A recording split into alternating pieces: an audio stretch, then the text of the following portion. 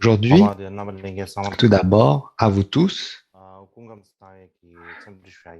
je vous adresse mes chaleureuses salutations. Souhaitez que vous tous vous portez bien.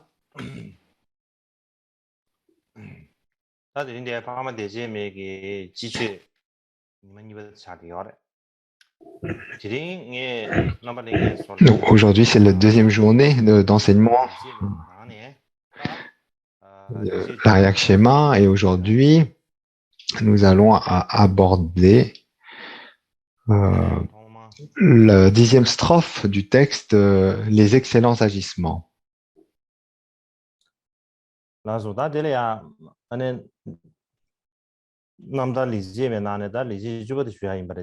On va parler de la 10e strophe de l'autocommentaire, l'autobiographie intitulée Les excellents agissements. Et donc à cette autobiographie, donc voilà donc ça tombe bien, c'est le plan du commentaire fait sur cette autobiographie.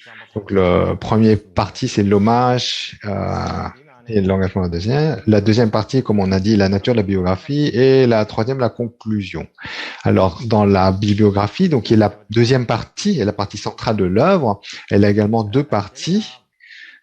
La première partie est la partie préliminaire qui relate comment entrer dans le chemin du Dharma.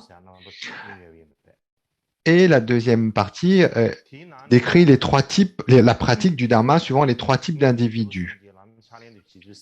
Et lorsque l'on parle donc dans cette deuxième partie des trois types d'individus, donc cette partie également comporte logiquement trois parties qui sont associées aux trois types d'individus.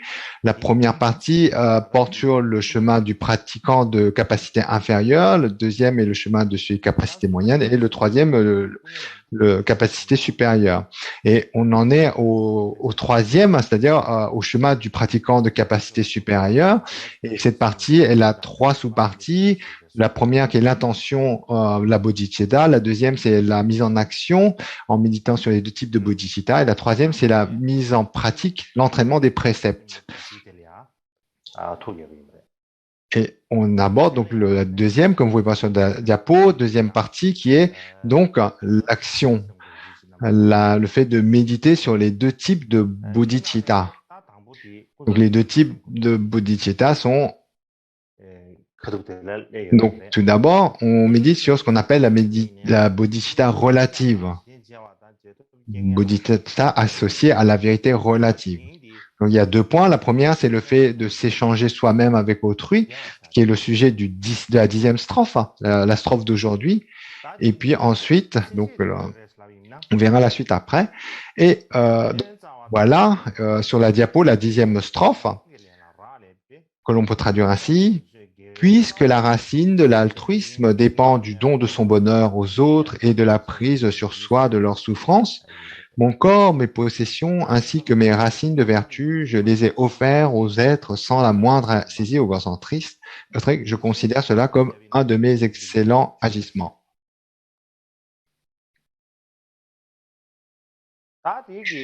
Donc ça, c'est la 10e strophe.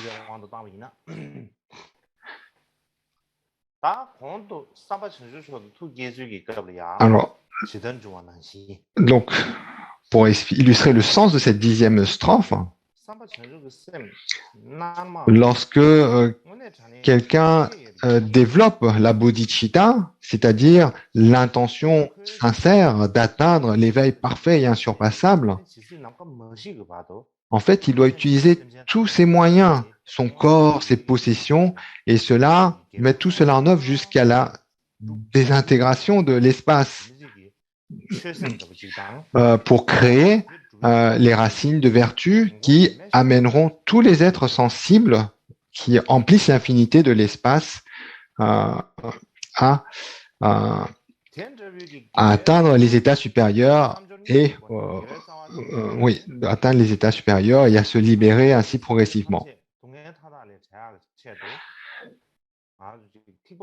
Et une fois que le bodhisattva, le pratiquant de capacité supérieure, aura accompli ainsi, accumulé ainsi toutes ces racines de vertu, euh, eh bien, ils, ils sont prêts même par la suite pour libérer tous les êtres sensibles à traverser des épreuves incroyables, des épreuves, des souffrances incroyables que les personnes de capacité moyenne et ou ayant une compréhension moyenne euh, traversent par exemple, dans le véhicule de fondamental, avec beaucoup de peine, mais les grands bodhisattvas, eh bien, eux s'engageront dans ces épreuves avec beaucoup de joie et volontiers. Pour eux, ils ne verront pas ces épreuves comme étant douloureux ou comme étant des épreuves. Ils le feront avec grande joie parce qu'ils voient en cela des moyens d'accomplir le bien des autres. Et tout cela, en fait, ça se base sur ce que l'on appelle s'échanger avec les autres. On peut dire ça aussi en ces termes, donner le profit et la victoire aux autres et prendre sur soi les pertes et les mésaventures. Et généralement, en fait, lorsqu'on parle de façon aussi résumée, pas mal de personnes ne comprennent pas le point essentiel de cette instruction. Ils pensent que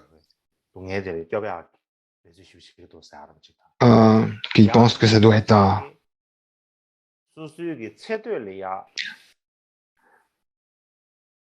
donc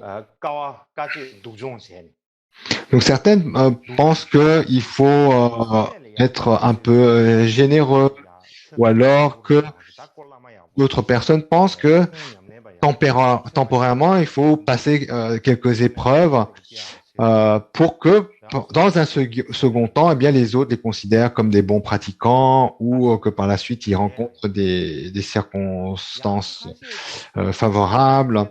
Et donc, ainsi, dans un premier temps, ils ont cet état d'esprit qu'il faut que soit je pratique de la générosité ou j'essaye d'aider les autres, ou alors au contraire, penser qu'on doit traverser des épreuves, des pratiques d'ascèse dans un premier temps.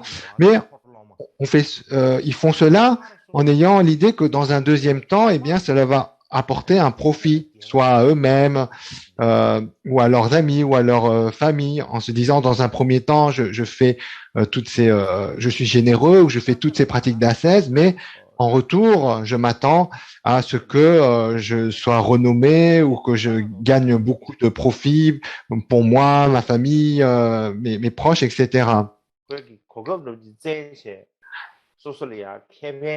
Mais en fait, lorsqu'on a cet état d'esprit, tout n'est que concentré que des préoccupations qui ne concernent que cette unique vie présente.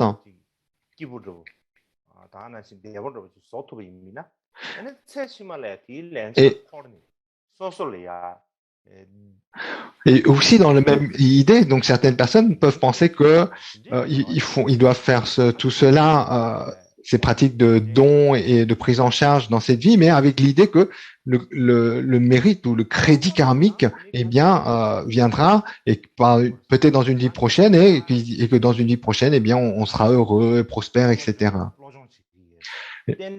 Et en particulier, donc, ces personnes s'entraînent dans la prise en charge et le don des souffrances des autres et le don de soi en se disant je me suis entraîné dans cette vie à chérir les autres plus que moi-même et puis donc en pensant cela, eh bien afin d'aider les personnes qui nous sont proches, eh bien, on va être prêt par ignorance à écraser nos ennemis, à leur faire souffrir de façon démesurée. Et en fait, lorsque l'on agit de cette façon, en fait, c'est des signes qu'on ne comprend pas ces méthodes de pratique de l'esprit d'éveil, ces méthodes habiles, profondes de la bodhicitta. Ce sont vraiment une confusion de ce que signifie la pratique de s'échanger soi contre les autres. Donc, vraiment toutes ces façons de voir qu'on vient d'évoquer, oubliez-les tous. Oubliez-les tous car elles ne consistent simplement que à, à transformer en fait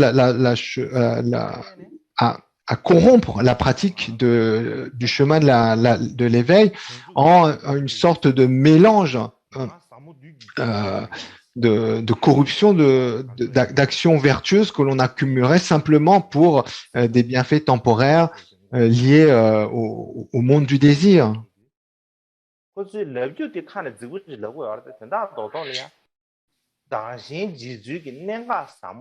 Et de nos jours, lorsque on dit que nous pratiquons l'entraînement de l'esprit, du bodhisattva, ou alors que l'on pratique le tshö, la pratique qui tranche les profonds démons, il n'est pas certain que la plupart d'entre nous comprennent réellement le point crucial de l'échange de soi pour les autres. Et en fait, s'il manque cette compréhension, on peut avoir l'impression que on est en train de donner du bonheur aux autres, de prendre sur soi la souffrance des autres. Mais si on le fait avec cette perspective mondaine, en fait, on se trompe sur le sens de cette pratique. On trompe les autres et on se trompe soi-même. On ne fait que, en fait, accumuler des pratiques mondaines qui corrompent le sens même de cette pratique.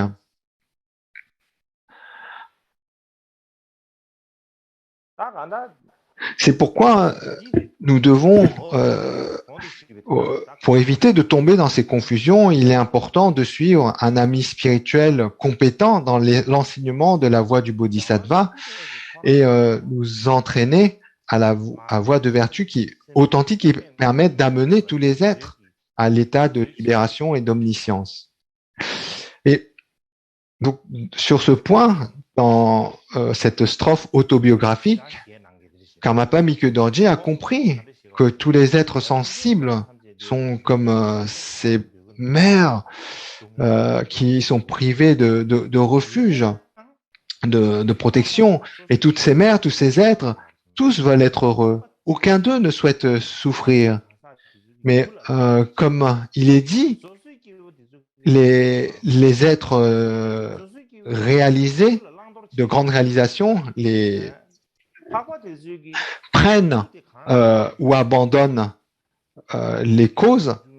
Les êtres de grandes réalisations travaillent au niveau des causes, alors que les êtres ordinaires travaillent au niveau du résultat.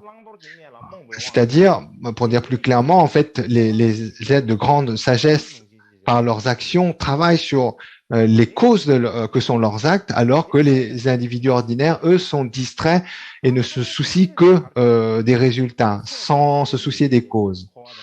Et parce que les êtres ordinaires ignorent cela, eh bien, puisqu'ils ne savent pas, en termes de causes, ce qu'il convient d'accumuler et ce qu'il convient d'abandonner, eh bien, la vertu, qui est la cause véritable du bonheur authentique, il abandonne comme si c'était du poison. Toutes les actions vertueuses sont rejetées comme si c'était quelque chose de très nuisible. Et au contraire, les actions négatives, qui sont la source de la souffrance, qui sont le poison même, eh bien, ignorant cela, eh bien, simplement par attrait par un résultat temporaire et illusoire, ils embrassent ce poison comme si c'était la nourriture ou le fruit le plus délicieux.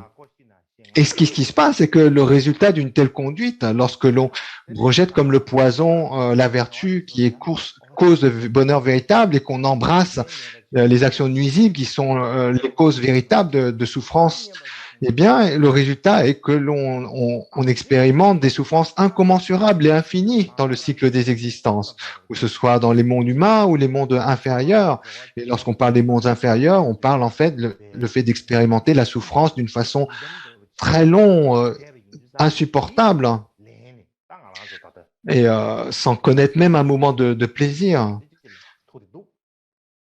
Et Et, et Mike Dorje, Karmapa Mike Dorje, il a compris cela. Il a compris en fait comment le mécanisme de cause à effet marche et comment nous, être ordinaires par ignorance, ne voyons pas le lien entre nos propres actions et le fruit qu'on récolte par la suite. Eh bien, nous comportons d'une façon qui nous trompe complètement. Alors qu'on souhaite le bonheur, on cultive les causes de la souffrance, alors qu'on souhaite ne pas souffrir. Alors qu'on souhaite le bonheur, on abandonne les causes du bonheur, alors qu'on souhaite ne pas souffrir, on s'efforce d'accumuler les causes de la souffrance. Et par conséquent, en fait, la cause de toute cette confusion, c'est l'attachement à soi. Et donc, Mike Dorje, comprenant cela, il se dit, finalement, peu importe la souffrance des autres, laissons que cela arrive à moi.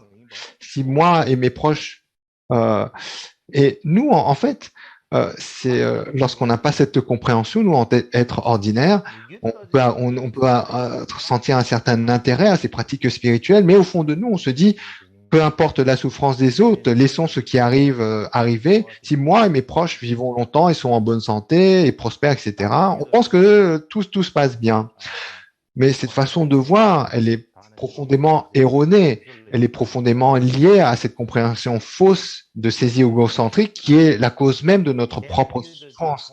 Cet attachement égocentrique qui fait que l'on accumule, que pour des intérêts personnels, nous accumulons des actions négatives et que nous abandonnons des actions vertueuses. Et lorsqu'on a cette compréhension, eh bien, comme Mike Dorje, vient alors un sentiment insupportable par rapport à tous ces êtres qui ne comprennent pas la réalité des choses, comment la loi de cause à effet des actes fonctionne. Et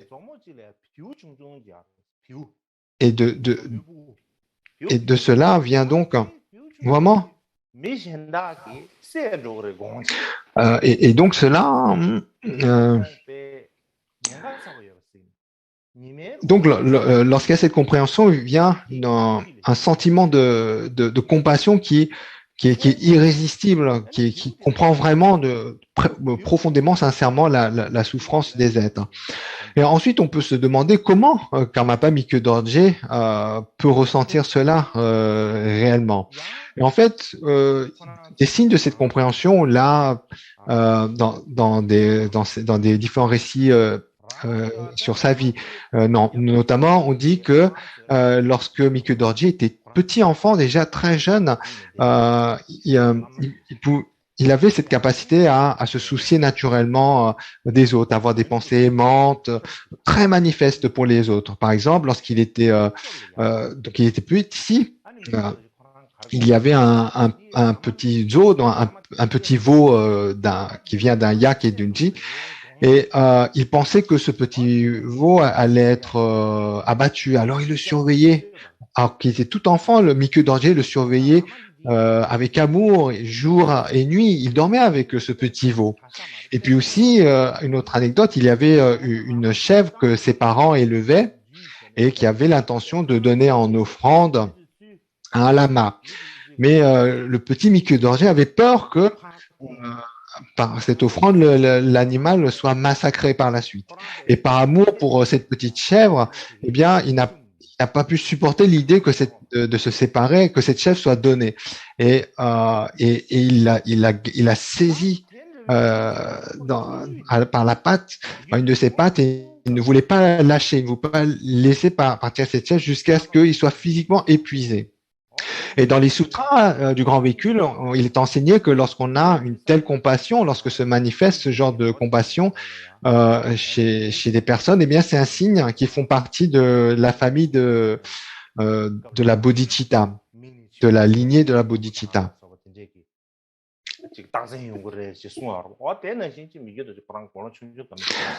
Et donc ainsi, lorsqu'on a donc c'est ces sentiments spontanés, très naturels, qui font qu'on en vient aux larmes lorsqu'on voit la souffrance des autres, lorsqu'on est touché naturellement par les difficultés d'autrui, sont des signes comme quoi la personne fait partie intégrante de la famille de la bodhicitta, de l'esprit d'éveil.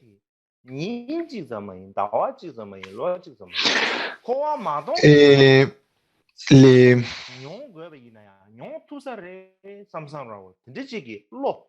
et les maîtres Kadampa considéraient également que lorsqu'on ressent naturellement que l'on peut prendre la place d'une de nos mères, eh bien cela signifie faire l'expérience de faire l'expérience d'avoir ce courage de se dire qu'on est prêt à affronter la souffrance de l'enfer jusqu'à la fin du samsara pour épargner que notre bienveillante mère ait à connaître de telles souffrances. Et on dit qu'à partir du moment où est ancrée en nous une telle intention, cette intention sincère d'être prêt à braver les souffrances de l'enfer jusqu'à la fin des temps pour le bien des autres, eh bien, on dit qu'à partir de ce moment-là, on peut parler, dire qu'on a une bodhicitta qui est authentique, une bodhicitta d'intention authentique. Donc, on peut comprendre à quel point, lorsqu'on parle de l'esprit d'éveil en intention, on désigne une inspiration qui est très profonde, qui est très difficile à générer sincèrement. Et de même, on dit, lorsque l'on on ne ressent pas de crainte ou de découragement à l'idée de mettre une telle pensée en action par notre corps ou notre parole, eh bien, à partir de ce moment-là, on dit qu'on a réellement développé une authentique bodhicitta de mise en action. Vous savez, lorsqu'on parle des deux aspects de l'esprit d'éveil relative, la bodhicitta relative, la bodhicitta d'intention et celle en action. Donc ici, les maîtres Kadampa désignent clairement ce que c'est de façon authentique la bodhicitta en inspiration et la bodhicitta en engagement, en pratique. Et on dit que lorsqu'on a développé une telle bodhicitta en inspiration et en action, il n'y a aucune difficulté à mettre en œuvre les vœux de bodhisattva.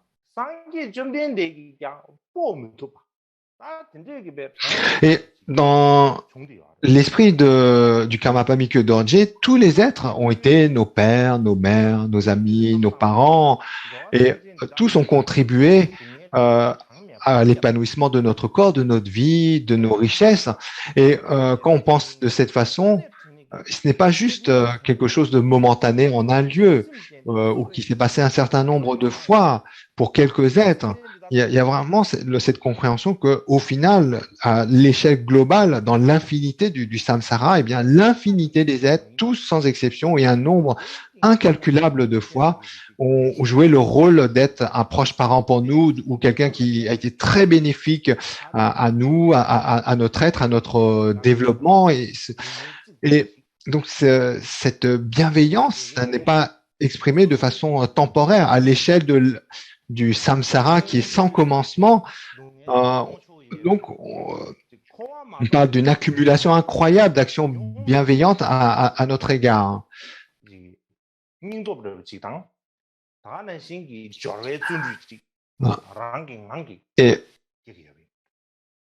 Et par conséquent, on considère comment, au final, dans tout ce cycle des existences sans commencement, les êtres sensibles nous ont protégés un nombre incommensurable de fois, nous ont aidés, nous ont réconfortés, nous ont aidés à nous développer, etc.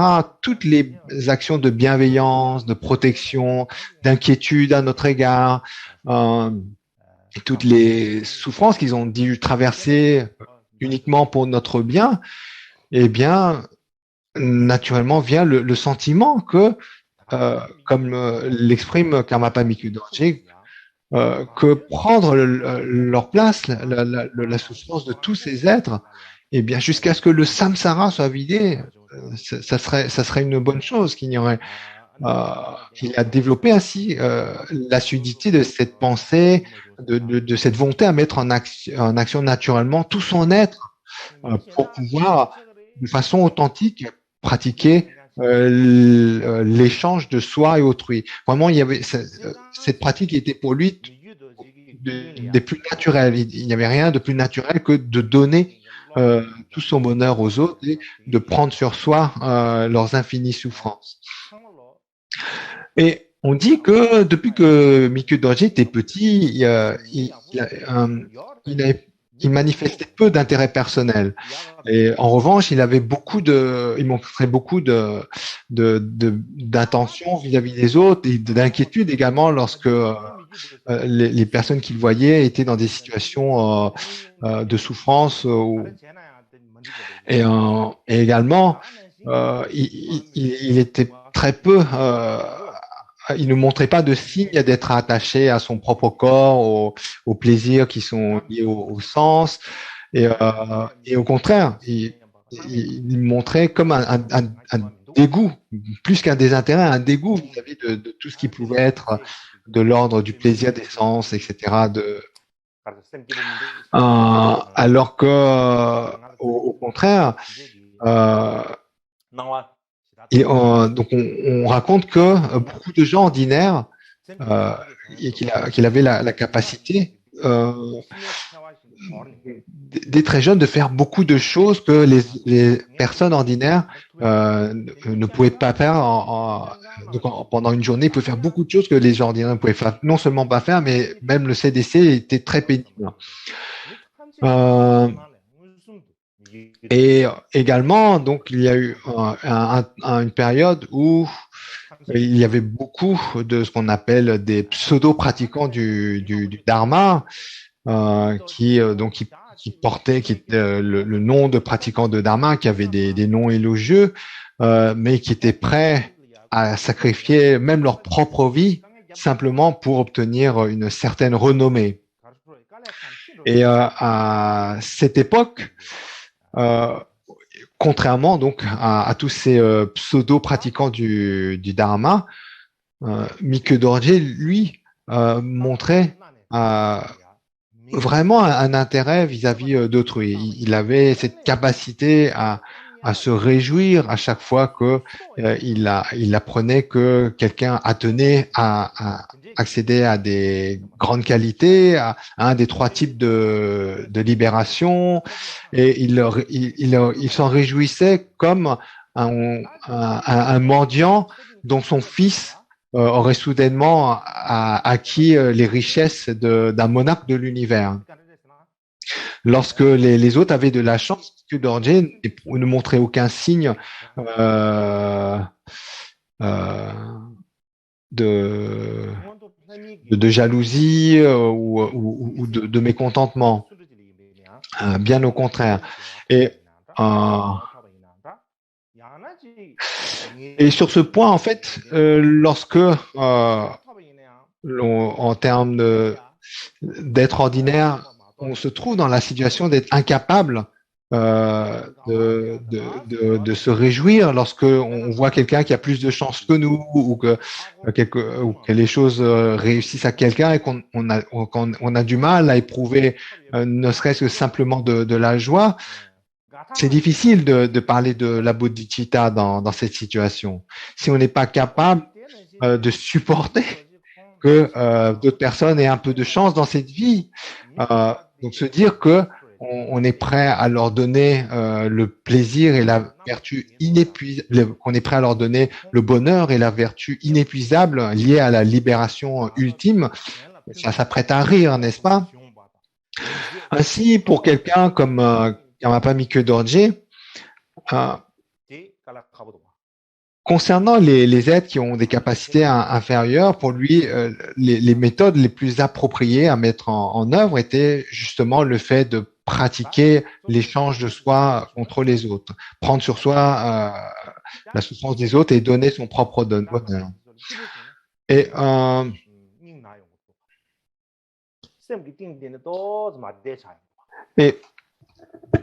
lorsqu'il avait comme il avait cette compréhension, Karmapa Mikkyo Dorje, en fait, dans son comportement, il ne rejetait jamais la responsabilité de ce qui ne marchait pas sur les autres, ou lorsque quelque chose n'était pas mené à terme, etc. Il n'avait aucune parole de reproche ou d'accusation, mais et même au contraire, lorsque quelque chose ne se passait pas bien, il acceptait que tous les blâmes venaient à lui, il les prenait pour lui.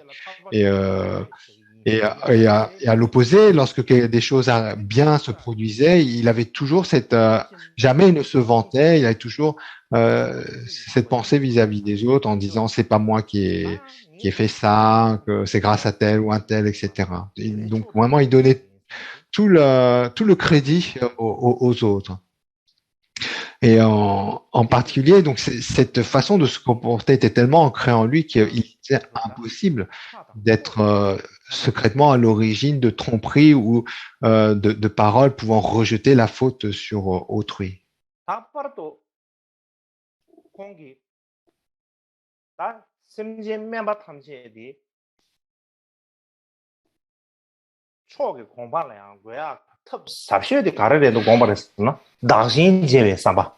Et donc, donc comme on a dit, en particulier par rapport aux êtres de capacité moyenne, pour que ces êtres puissent être véritablement connectés au Dharma, à ses yeux, la pratique la plus importante pour lui était de prendre sur soi la souffrance d'autrui et de donner son propre bonheur.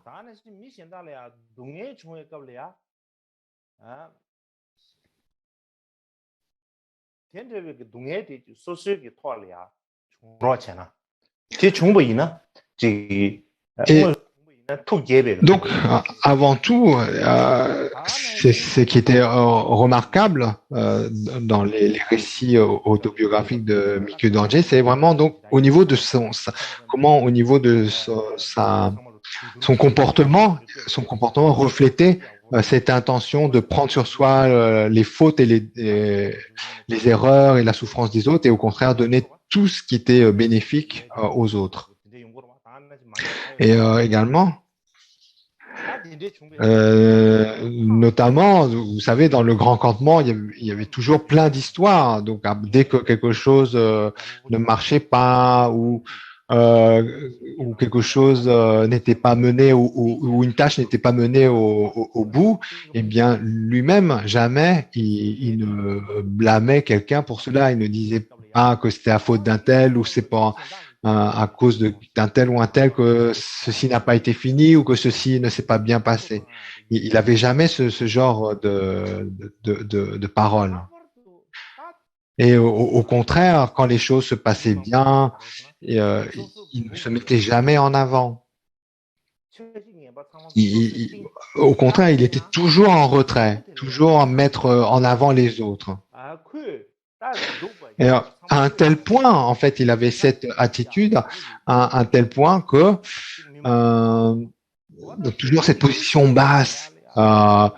Et, et puis, il ne parlait jamais même de ses qualités. Il traitait les autres avec grande estime, très très humble, toujours mettant les autres en avant, à un tel point que de nombreux kagus ont dit que donc lui faisait le reproche en disant oh là là, il laisse les autres piétiner sa propre sagesse, son mérite et sa majesté.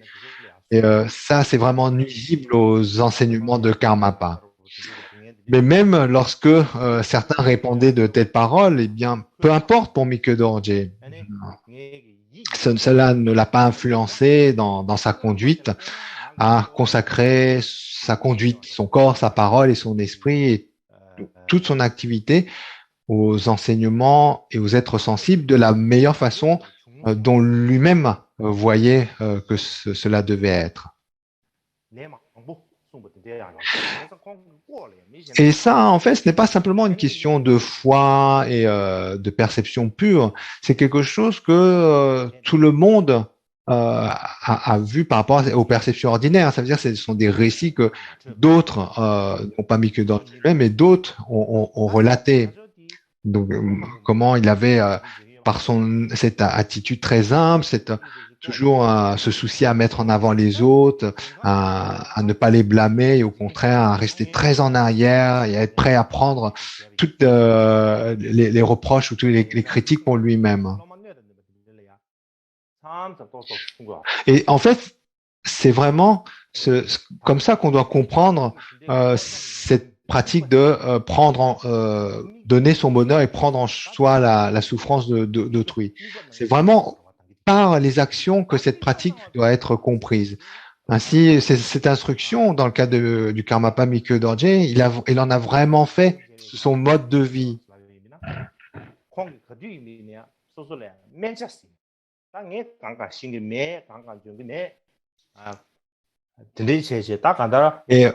Et là, donc ça, c'est vraiment un trait marquant du huitième Karmapa, Mikyo Dorje. Il était toujours modeste, toujours à se dire, oh, je ne sais rien, je n'ai pas de qualité. Il n'acceptait pas le fait qu'on lui donnait ce titre de Karmapa. Il disait qu'il était simplement un pratiquant du Dharma. Et toujours très humble, toujours à mettre les autres en avant. À être très humble, à se mettre en arrière.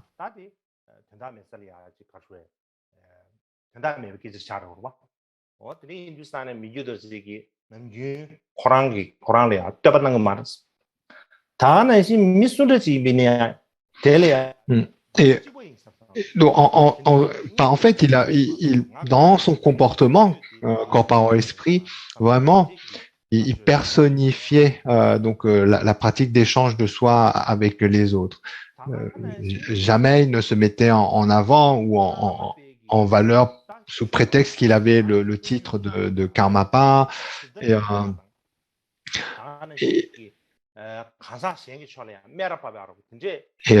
Donc jamais, il a pris une haute attitude pour se mettre en valeur lui et critiquer les autres. Son attitude était vraiment à l'opposé de ça. Jamais il ne se mettait en avant, jamais il n'avait une parole de critique vis-à-vis d'autrui.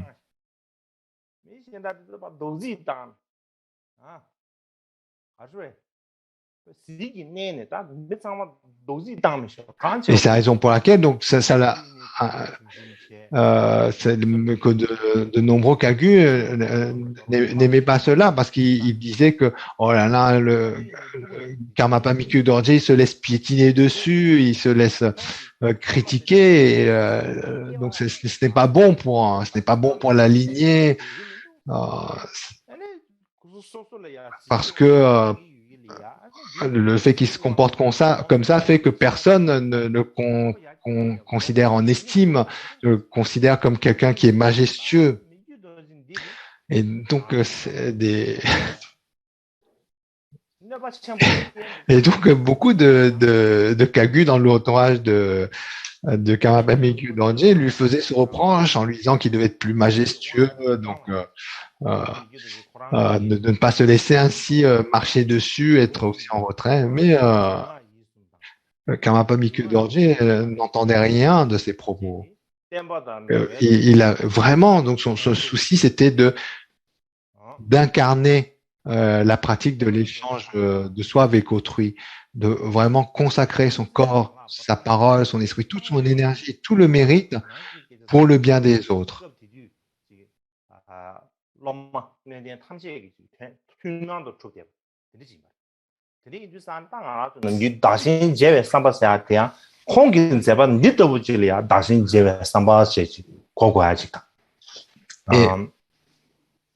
Et donc ça, c'est vraiment une qualité tellement qui est vraiment marquante que ça a été relaté par de nombreuses personnes. C'est pas simplement Mikyo Dorje lui-même, et c'est vraiment donc comme ça que l'on doit comprendre la pratique d'échanger soi avec les autres. Vraiment, donc pas seulement comprendre par intellectuellement, mais vraiment donc mettre cela en pratique jusqu'aux actes mêmes. Et je pense que sur ce point, c'est un bon moment pour marquer une pause.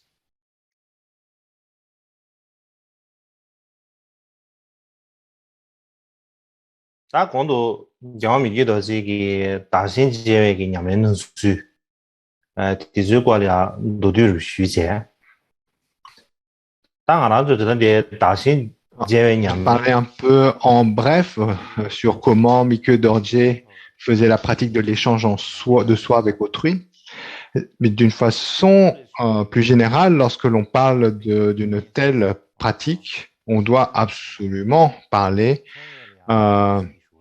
d'une personne historique. Il s'agit du grand maître Kadampa Langri Tangpa, dont son nom est Doje Senge.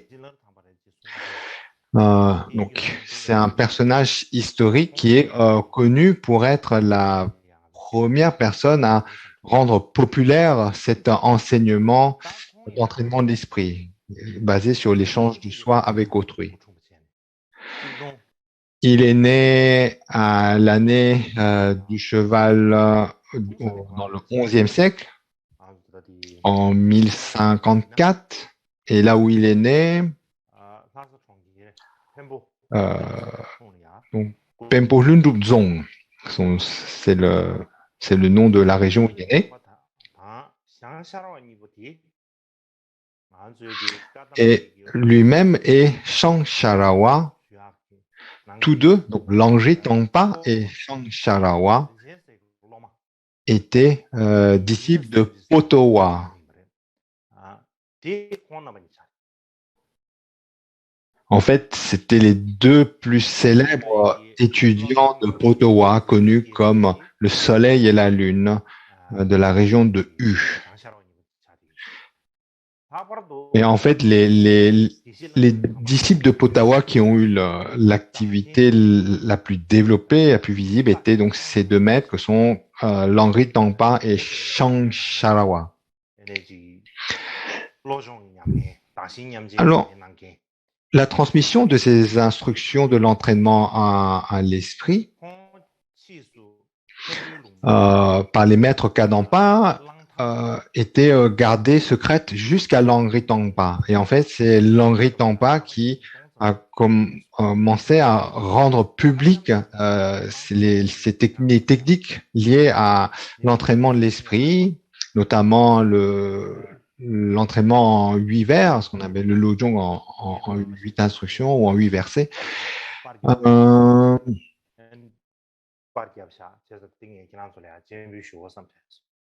Et donc là, je vous montre une image, une photo du monastère fondé par Langri Tangpa, le monastère Langtang. Donc c'est le temple principal du monastère de Langtang. Donc Langtang, donc c'était à l'origine un monastère Kadampa, et par la suite, il devint un monastère Sakya. Et actuellement, il continue donc à être de tradition Sakya.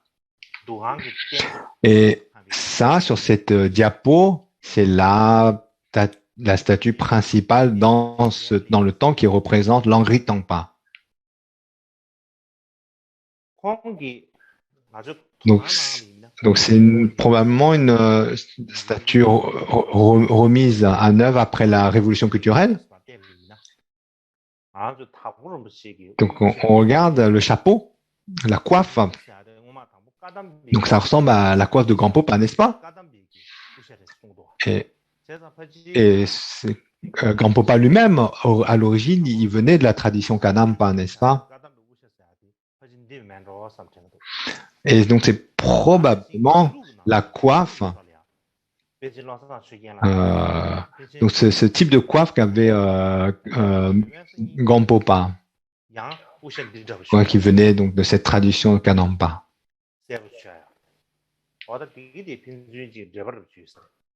Et donc il doit avoir une connexion par le fait que ces coiffes sont si similaires.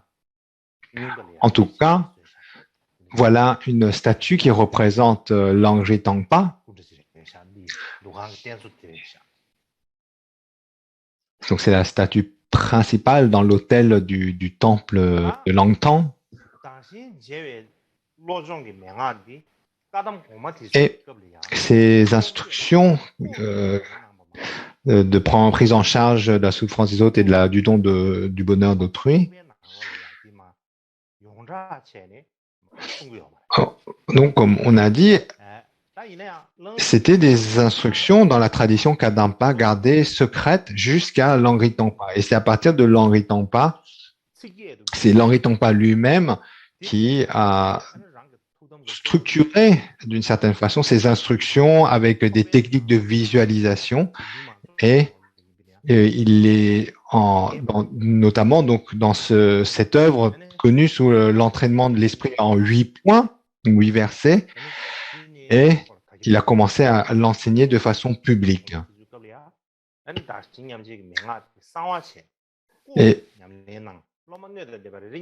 Et donc, avant l'Henri Tangpa, en fait, ces pratiques d'entraînement de l'esprit étaient secrètes. Donc, c'est vraiment uniquement enseigné aux disciples qui étaient aptes à recevoir ces enseignements. Et c'est vraiment à partir de l'Henri Tangpa donc c'est l'Henri Tangpa lui-même qui a commencé à enseigner publiquement ces instructions.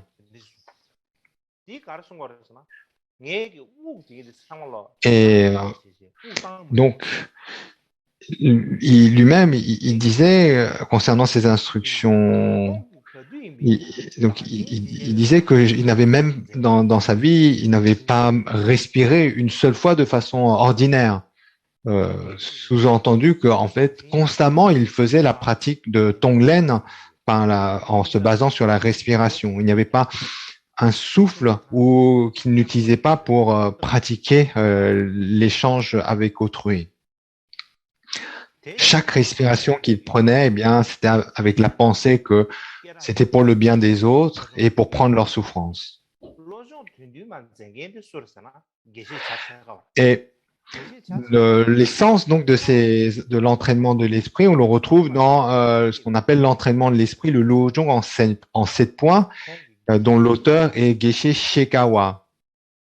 Et Shekawa, il lui-même a dit qu'il a eu foi dans les Kadampa lorsqu'il a entendu l'œuvre en 8 versets de l'Henri Tangpa. Donc c'est vraiment les 8 versets de l'entraînement de l'esprit de l'Henri Tangpa qui a fait que Geshe Shekawa est entré dans la voie. Ensuite, lorsque l'on parle donc de cette œuvre en 8 versets de l'Henri Tangpa, il y a 2 versions. Une qui est justement en vers, qu'on appelle donc les versets de l'entraînement de l'esprit, mais il y a aussi une version en prose. Et je me demande si, en fait, donc ces fameux 8 versets la version authentique ne serait pas la version en prose. Alors la raison pour laquelle je me pose cette question, c'est que en fait, lorsqu'on parle des 8, on n'y a pas à proprement parler 8 versets ou 8 phrases. Donc si on compte les versets, il y a ou les vers, d'une façon ou d'une autre, on n'arrive pas à avoir vraiment 8 versets. Il y a un peu plus, ça colle pas avec 8. Mais par contre, si on regarde la version en prose, eh bien, ça colle.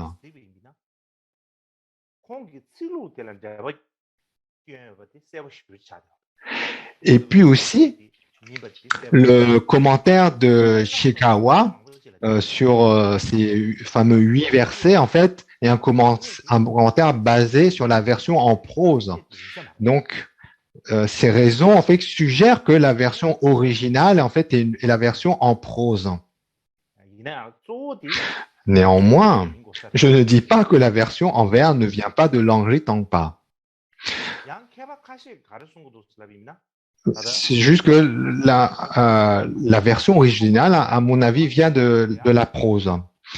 Ensuite, certains érudits disent que la version de l'Henri Tangpa, donc sous forme de verset, donc il y a un quatrain qui a un fameux quatrain, donc qui dit: pensez que tous les êtres sensibles surpassent un joyau qui exauce les souhaits pour accomplir le plus grand bien. Je m'entraînerai toujours à chérir les êtres. Donc c'est un très fameux quatrain dans l'entraînement de l'esprit, qui est donc attribué à l'Henri Tangpa sous forme de vers et qui est pour répéter: pensez que tous les êtres sensibles surpassent un joyau qui exauce les souhaits pour accomplir le plus grand bien. Je m'entraînerai toujours à chérir les êtres. Et ici, dans le dernier vers, donc l'Henri Tangpa écrit: je m'entraînerai. Mais par la suite, Zangtian Dhammasonam a modifié en disant: puissais-je au lieu de je m'entraînerai. Donc puissais-je m'entraîner toujours, etc. Et en fait, donc dans la suite, dans la version en verset, donc dans la version de Henri Tamba, ça se termine toujours par je m'entraînerai, et Zangtienpa Dharma se nomme. Donc en le réécrivant, en fait, à la fin, remplace je m'entraînerai par puis-je, puis-je. Un individu qui souhaite pratiquer l'échange de soi avec les autres, en fait, il doit être capable d'être humble. Il doit être capable de prendre la position la plus basse pour lui-même et de porter ainsi, de cette position, tous les autres au-dessus de lui. Donc, si on est capable de faire ça, on dit qu'à partir de ce moment, on a la capacité de pratiquer donc l'entraînement de l'échange de soi avec autrui. Si on n'a pas cette capacité d'être humble, de se mettre plus bas qu'autrui, eh bien, on n'est pas en mesure d'entrer dans ces entraînements de l'esprit.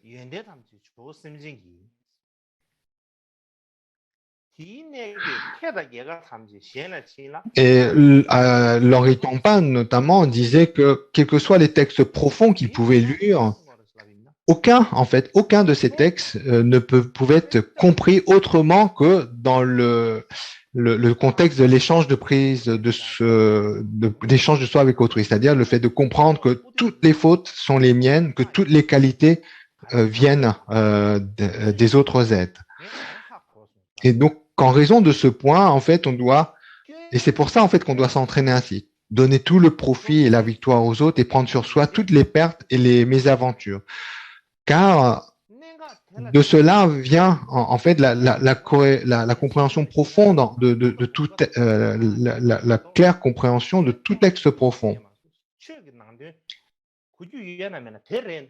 Et il a dit, donc, en fait, tous les textes profonds, quelles que soient les interprétations qu'on peut faire, la compréhension de tous ces textes, en fait, ne peut pas être dissociée de la compréhension comme quoi toutes les fautes viennent de soi, de cette saisie égocentrique, que toutes les qualités, en fait, elles viennent des autres.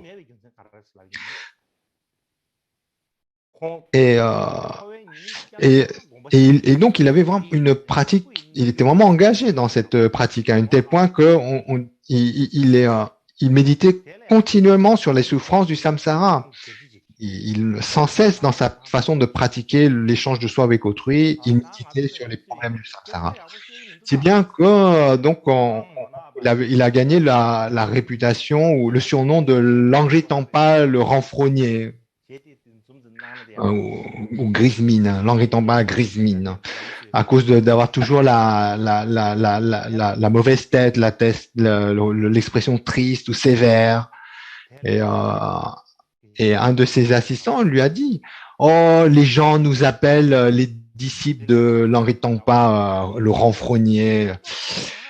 Et là, Langri Tangpa lui répond, mais quand tu penses à toutes les souffrances qu'il y a dans les 3 mondes du samsara, peut-on avoir une expression de sourire sur le visage? Et on raconte que Langri Tangpa, en fait, il était tellement dans la contemplation des malheurs du samsara qu'il était toujours triste, qu'il avait toujours le visage triste, sévère, renfrogné. Il avait cette expression sur le visage parce que simplement, au fond de son cœur, il était toujours dans la contemplation du samsara, des souffrances et des tourments du samsara. Mais on ne dit pas qu'il était toujours triste ou renfrogné. En fait, on dit que dans sa vie, il a souri 3 fois. 3 fois, on raconte qu'il a... Et en fait, la première de ces 3 fois qu'il l'a fait sourire, eh bien, en fait, une fois, il était en méditation,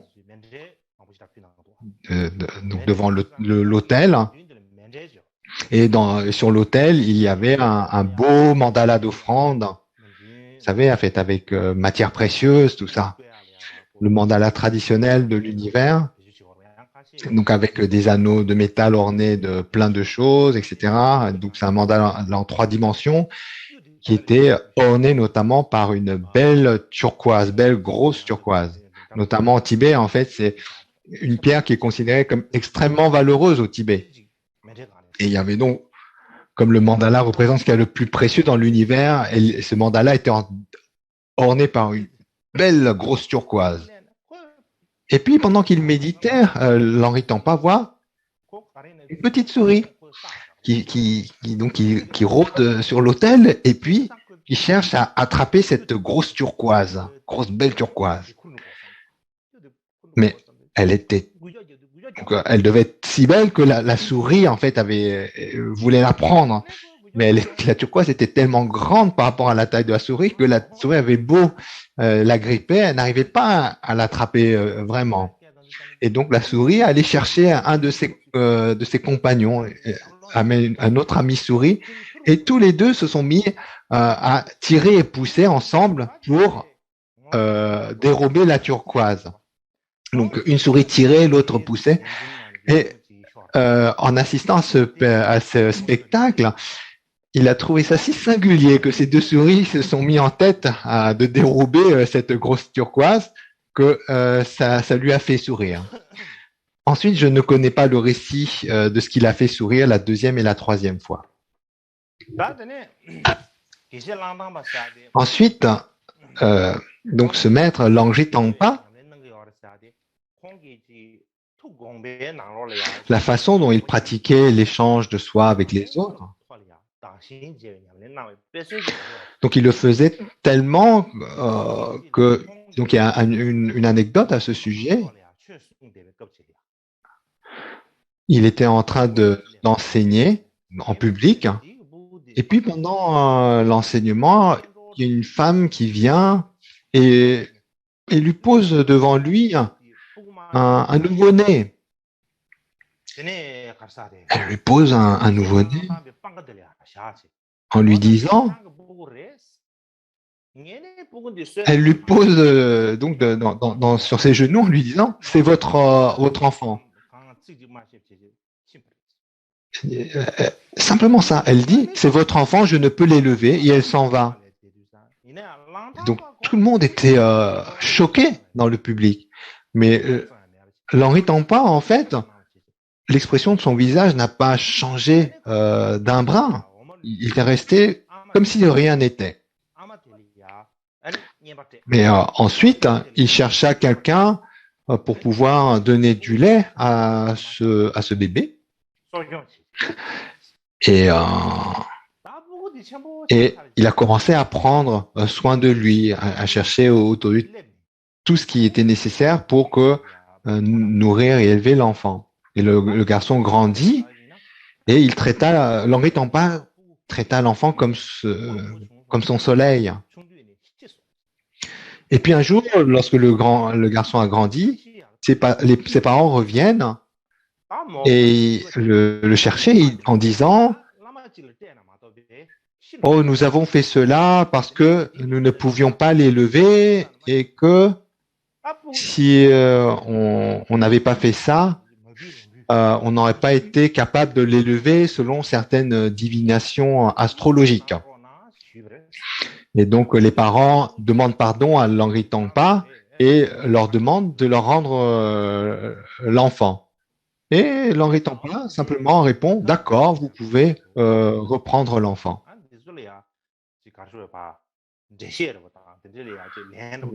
Donc, il y a des personnes qui ont dit beaucoup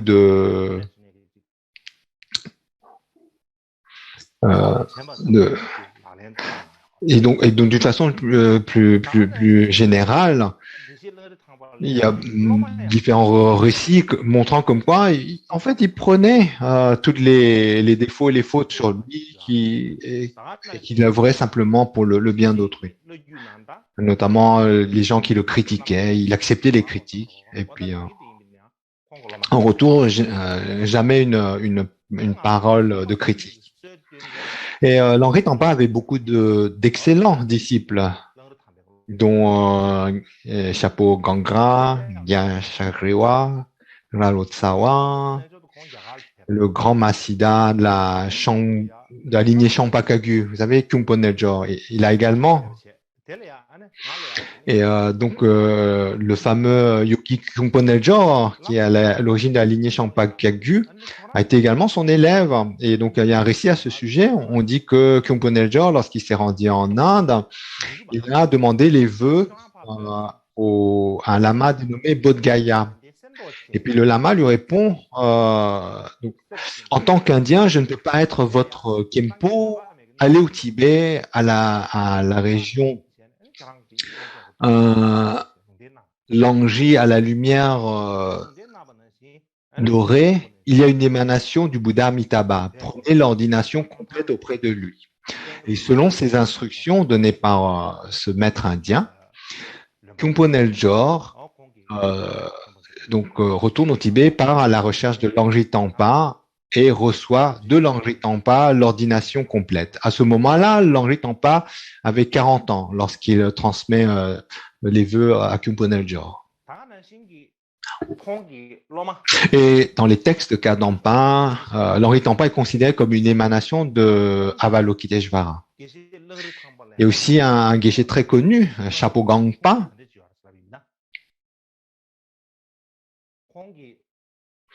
Et donc ce grand maître Chapo Ganga, dit à propos de Langri Tangpa, il disait que ce maître avait une incroyable bodhicitta.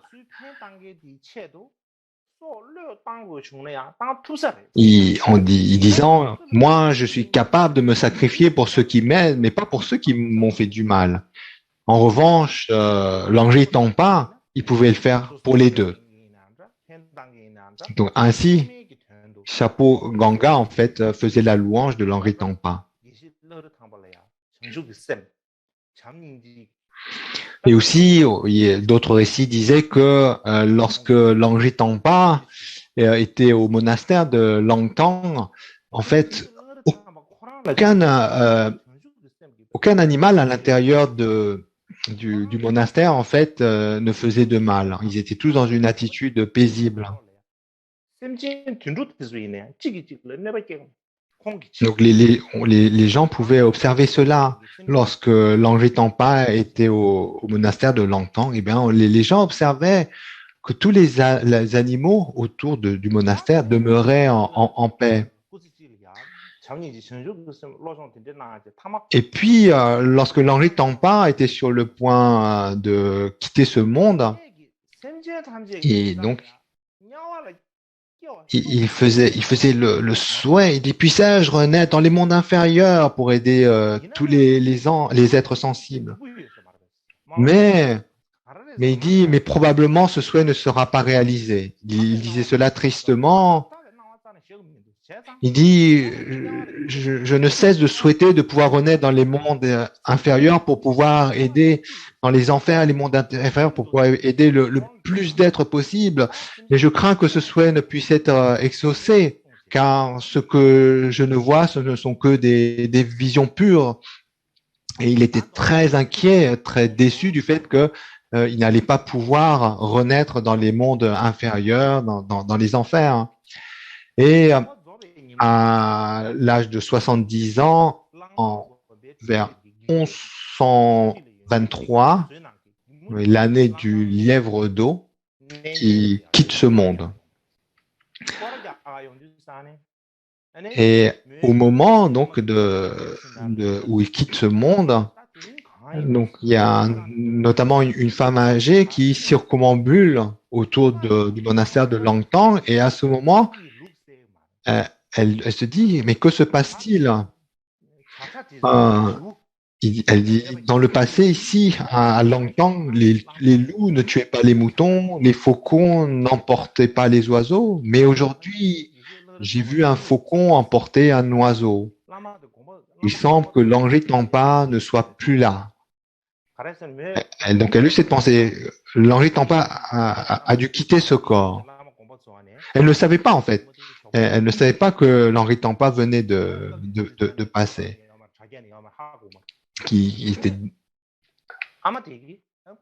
Vous savez, à l'époque, il n'y avait pas d'internet ou de moyens de communication pour informer en masse. Donc, elle ne savait pas que Langri Tangpa venait de décéder, mais simplement par le fait d'avoir observé cette scène, elle a eu cette pensée. Ensuite,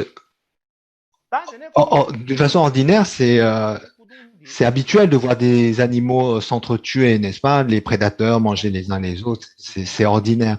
Mais par contre, donc autour du monastère de Langtang, donc ce qui était remarquable, c'est justement d'observer que les animaux ne se faisaient pas de mal lorsque le Langri Tangpa était là. Et puis aussi son stupa de reliquaire par la suite, donc qui est toujours au monastère de Langtang. On dit que c'est un lieu où les humains et les dieux circumambulent jour et nuit. Et on dit, le maître Shangshung donc, a dit que, par sa clairvoyance, que si l'ombre d'un être humain tombait sur un dieu, en fait, cette personne aurait une vie courte. Et par conséquent, comme humain et divin circumambulés autour de ce stupa, donc ce maître instaura cette règle comme quoi les humains pouvaient circumambuler jusqu'à midi, et que par la suite, eh bien, le lieu était réservé aux divinités et esprits.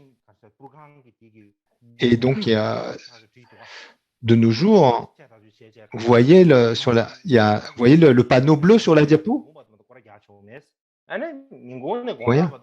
Et bien sur ce panneau, il est marqué que les humains ne peuvent circumambuler que du matin à midi.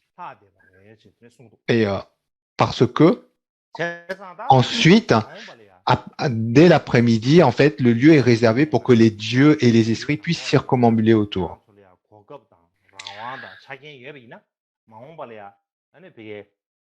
Et donc, si vous écoutez ces enseignements et que si par la suite vous avez l'opportunité de vous rendre en ce lieu, ce monastère de Langtang, aller jusqu'au reliquaire, au stupa de reliquaire, comme vous pouvez voir sur la diapo.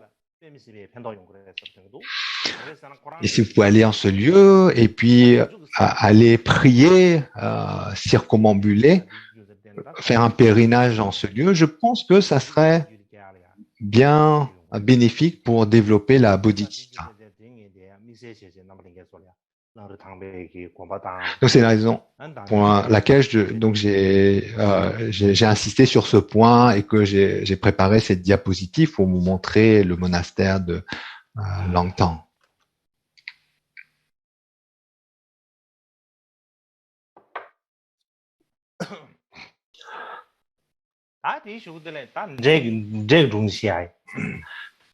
Alors ensuite, je racontais une histoire de fantôme.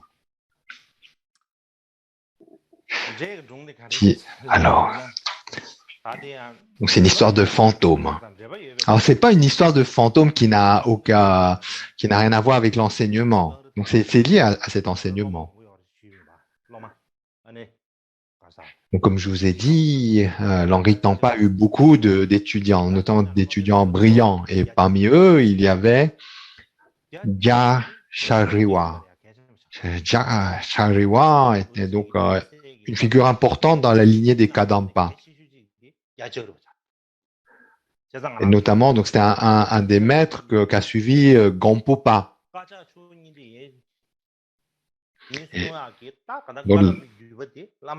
Donc, n'est-ce pas, la caractéristique de la lignée Kagu est qu'elle a l'influence des Kadampa par Gampopa. Et donc Gampopa eh bien, avait pour maître dans la tradition Kadampa Gya Shariwa. Donc on doit garder un peu en mémoire le nom de ce maître, Gya Shariwa. Donc si on vous demande qui est le maître qui a transmis la tradition Kadampa à Gampopa, on devrait être capable de répondre, c'est Gya Shariwa. C'est pour ça, et c'est bien de garder ce nom. C'est pour ça, j'insiste, pour que vous puissiez vous en souvenir. Gya Shariwa. Et donc, c'est une histoire donc qui concerne Gyachariwa. Et je pense que vous appréciez cette histoire. C'est une histoire un peu miraculeuse qui figure dans les récits de libération. Alors, il y a beaucoup de récits de libération à propos de Gyachariwa, des versions différentes. Euh, dans la plupart des récits, on dit que Gyachariwa est né au Kham. Et ensuite, dans la version de Ralotsawa, on dit qu'il est né à Pempo. Quoi qu'il en soit, le père de Gyachariwa est mort jeune, laissant sa mère avec l'enfant. Et en fait, la mère de Gyachariwa avait eu 6 frères et sœurs avant lui. Mais ils sont tous morts, les uns après les autres. Et comme c'était très curieux, étrange, les gens ont commencé à appeler sa mère comme étant, ils ont dit, oh, peut-être que cette femme, cette mère, est une sorcière. Les gens disaient ça, donc une sorte de démon. C'est curieux, cette dame qui a six enfants et puis que les uns meurent après les autres, comme ça, sans qu'il en reste un. Et puis, chaque soir, cette mère disparaissait. Et l'enfant, qui était Gyachariwa, se demandait où sa mère partait comme ça la nuit. Et puis, une nuit, il a décidé de mener l'enquête. Et il fait semblant de dormir. Il fait semblant de dormir et puis vers minuit, ou vers minuit, 1h du matin, apparaît 2 grandes femmes avec visage rouge noir foncé et en demandant, disent, mère, veuillez venir avec nous. Et là, à ce moment où il y a cette requête, la mère, donc à côté, dans la maison, il y a une grosse boîte. C'est comme vous savez, comme une sorte de gros coffre, très grand coffre. Et elle s'assoit dessus, et puis les 2 dames, une tire le coffre, et puis l'autre, elle se suit. Et puis elle traverse le mur, comme s'il n'y avait pas de mur. Donc il y a une dame devant le coffre, l'autre derrière, et la mère assise sur le coffre, et les 3, hop, avec le coffre, traversent le mur comme si rien de rien n'était, et disparaissent. Et puis, un peu plus tard, donc c'est un long temps quand même, ça prend un peu de temps, l'enfant tombe de sommeil, et puis quand il se réveille, eh bien sa mère était de retour. Mais il n'a aucune idée d'où est-ce que la mère a été. Il se réveille et puis il a juste vu qu'elle était rentrée. Et la nuit d'après, il décide de savoir où sa mère va la nuit. Alors, il a l'idée d'entrer dans la boîte, ce grand coffre. Donc, discrètement, il va se cacher dans ce coffre. Et il bouge pas. Il se fait le plus discret possible. Et puis, comme la nuit d'avant, les 2 femmes au visage sombre arrivent. Et pareil, même conversation. Mère, veuillez venir avec nous. La mère, à nouveau, s'assoit sur ce coffre, ce grand coffre. Et puis, ils partent. Mais là, le coffre est fait un bruit un peu bizarre. Il fait clic, clic, clic. Et, donc, il est moins mobile un peu que d'habitude. Et donc, la veille, le coffre flottait. Et là, il frottait un peu le sol. Et là, la mère dit, oh, elle dit, oh, ce soir, le cheval ne se dépasse pas bien. Et puis, donc, ils arrivent à un charnier. Et ils arrivent dans un charnier où il y a une longue file de dakini.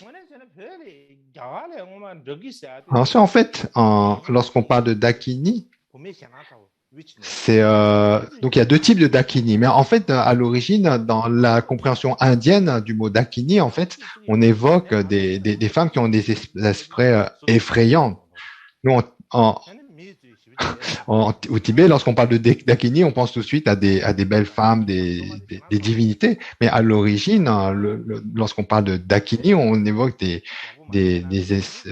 êtres féminins d'aspect très effrayant. Et on dit si on manque des gars, on fait pas attention face aux dakini, elles peuvent vraiment nous causer de grands torts. Et en fait, la mère de cet enfant, c'était la chef. C'est la chef de ces dakini. Donc le coffre est posé au milieu du charnier. Donc c'est elle en fait la maîtresse de cérémonie. Toutes les autres dakini sont autour et elle était la chef.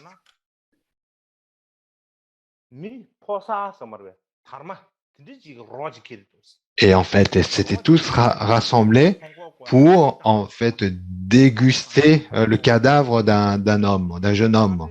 En fait, c'était une fête. Ils étaient en train de se faire la fête. Elles faisaient la fête. Donc en fait, elles coupaient la calotte crânienne du jeune homme et elles donnaient à la mère, puisque c'était elle la chef, la maîtresse de cérémonie. Et puis une fois qu'elles fracassent, le crâne, elle le donne, et puis à ce moment-là, la mère, elle dit, oh, j'ai oublié ma cuillère. J'ai oublié ma cuillère. Mais en fait, c'était comme une glace. Elle devait manger la cervelle dans la calotte crânienne comme une glace. Et elle se dit, oh, j'ai oublié ma cuillère, je l'ai laissée à la maison. Et puis là, il y a une dakini, une des femmes qui dit, oh, mère, mais tu n'as qu'à étendre ton long bras. Et puis, dès qu'elle dit ça, la mère, alors qu'elle est assise sur le coffre, elle étend son bras, son long bras. Son bras devient extrêmement long et il s'étend jusqu'à la maison. Elle prend la cuillère et hop, elle la ramène. Donc, sans avoir à se déplacer, son bras s'étend jusqu'à la maison et elle ramène la cuillère. Et puis, avec la cuillère, elle déguste la cervelle qui est dans la calotte crânienne.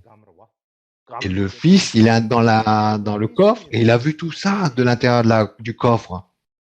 Par les petites ouvertures du coffre, il voit tout ça.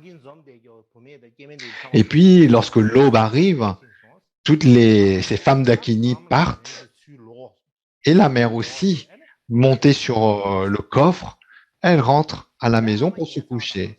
Elle rentre se coucher et là, le fils, discrètement, sort de la boîte et va aller s'allonger dans son lit sans que sa mère s'en rende compte. Et ensuite, après un long moment après, un jour, ce qui se passe, longtemps après cela, un jour,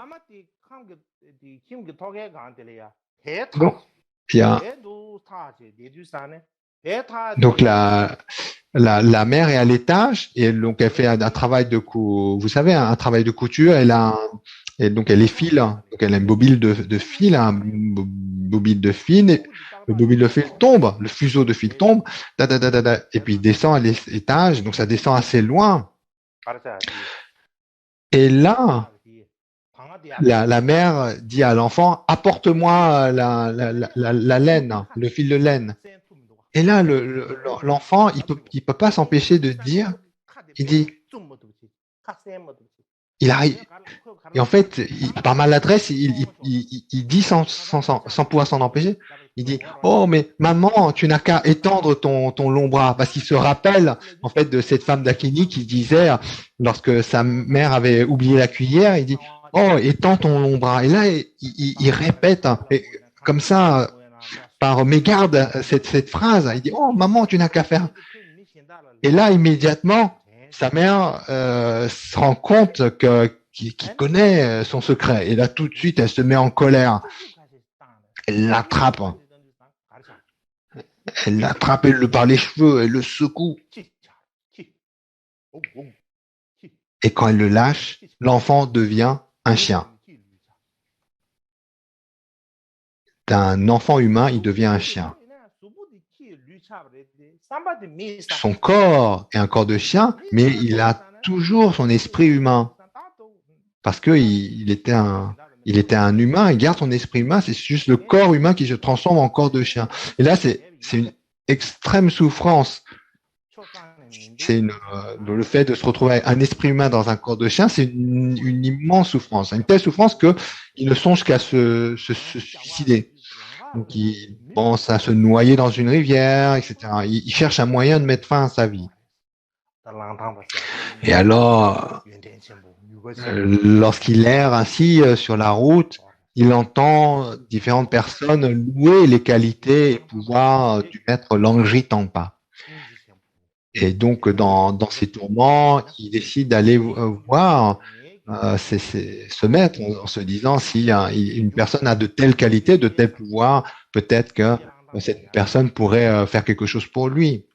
Donc, bon an, mal an, cet enfant devenu un chien va chercher, se met en chemin pour chercher ce maître Langri Tangpa. Alors, dans les histoires Kanampa, on raconte qu'il a suivi des marchands à Utsang. Et lorsqu'il arrive à Utsang, dans la région de l'Utsang, il va au monastère de Langtang. Et en fait, Langri Tangpa, par sa clairvoyance, savait déjà que cet enfant allait venir. Et donc, le maître Langri Tangpa dit à son assistant, fais-moi tel torma. Et donc, son assistant s'exécute. Et puis, lorsque vient l'après-midi, lorsque l'après-midi va lorsque la journée tombe, finie, Langri Tangpa lui dit, va dehors et regarde si quelqu'un vient. Et donc, cet assistant qui a préparé la torma sort, il regarde et puis il rentre en disant que personne n'est venu, maître, sauf un chien couvert de poussière. Et là, Langri Tangpa répond en disant, oh, très bien, c'est le moment de sortir. Donc, avec son attendant, il sort avec la torma. Et lorsqu'il vient dehors, eh bien, à ce moment-là, Langri Tangpa et le chien, tous les deux tombent nez à nez. Et dès qu'ils sont l'un devant l'autre, Langri Tangpa jette la torma sur le chien. Et lorsque donc, le chien est ainsi frappé par la torma, eh bien, donc le corps du chien se retransforme à nouveau en corps humain. Et le garçon, alors, spontanément ressentit une grande foi envers Langri Tangpa. Si quelque chose comme ça arrive, spontanément, on ressent une grande foi, n'est-ce pas? Et par la suite, Langri Tangpa l'ordonna et lui donne notamment les vœux de l'ordination complète. Et Langri Tangpa lui dit notamment, un autre malheur va t'arriver, alors ne fais rien sans me demander d'abord. Donc il lui donne cette instruction. Et puis, peu de temps après, la mère apprend ce récit. Elle apprend que son fils a été voir ce lama et que son corps était redevenu humain. Et là, pour faire du mal à cet enfant, cette mère sorcière, elle jette un sort dans une boîte en bois qu'elle donne ensuite à quelqu'un en lui disant d'aller à ce monastère en prétextant que cette boîte est une offrande pour son fils qui étudie le Dharma avec Langri Tangpa. Elle lui dit, s'il vous plaît, donnez cette boîte à mon fils, il étudie le Dharma avec Langri Tangpa, c'est pour l'aider dans ses activités. Et donc cette personne, inconsciente de ce qui se passe, elle Donc elle accepte de rendre ce service et puis elle va donner cette boîte au fils dans le monastère.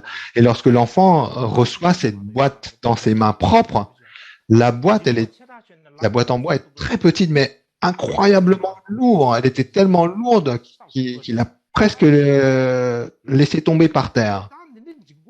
Une boîte extrêmement lourde. Petite boîte en bois, mais que peut-il y avoir à l'intérieur pour être aussi lourd? C'est si petit. Que peut-il y avoir de si lourd dans une si petite boîte? Et donc, ça aiguise sa curiosité et il est sur le point de l'ouvrir pour voir qu'est-ce qui peut être dedans. Et au moment où il veut l'ouvrir, il se souvient de l'instruction de son maître Langé Tampa, qui lui avait dit de ne rien faire sans lui demander d'abord. Et là, il va donc demander à Langé Tampa, qui, alors à ce moment-là, Langé Tampa, donc il portait une robe de dharma, n'est-ce pas? Donc il l'enlève et il recouvre l'enfant avec sa propre robe de dharma. Et il dit, et maintenant, ouvre doucement cette boîte. Donc, l'enfant écoute son maître, il porte bien la robe que lui a remis Langé Tampa, et au moment où il ouvre la boîte, il y a comme un éclair.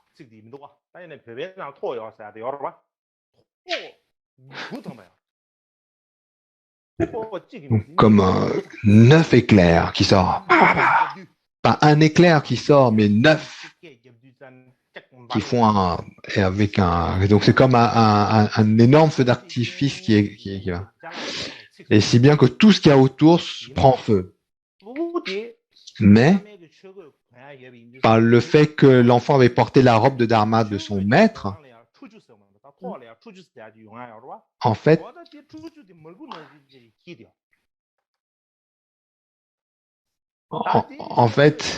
donc ces éclairs en fait faisaient fondre le métal, brûlaient tout, mais n'atteignaient pas la robe. Et donc ces éclairs étaient tellement violents qu'il y avait même donc des morceaux de métal en fusion qui sont venus tomber sur la robe, mais la robe protégeait complètement l'enfant. Et cette robe, de nos jours, on peut encore la voir dans le monastère de Langtang.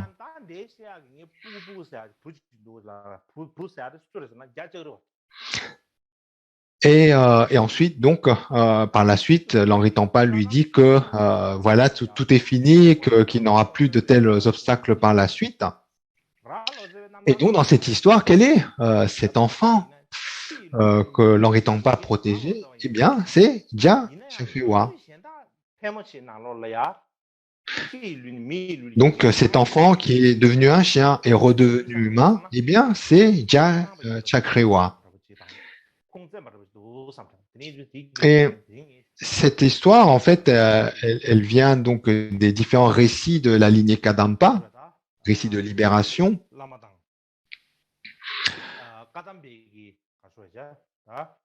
ainsi que du récit de Ralotsawa. Ceci dit, donc il y a différentes versions globalement, donc, qui sont légèrement différentes. Et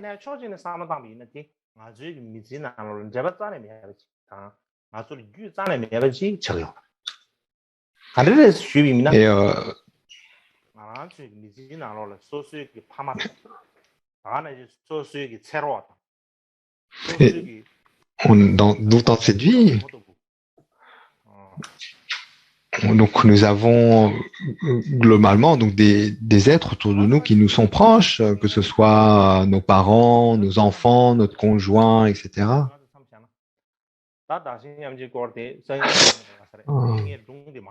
Donc, je pense, j'ai raconté beaucoup d'histoires aujourd'hui, je pense qu'on va en rester là. Je pense que c'est mieux aujourd'hui d'en rester là. Et puis, on continuera sur ce sujet demain.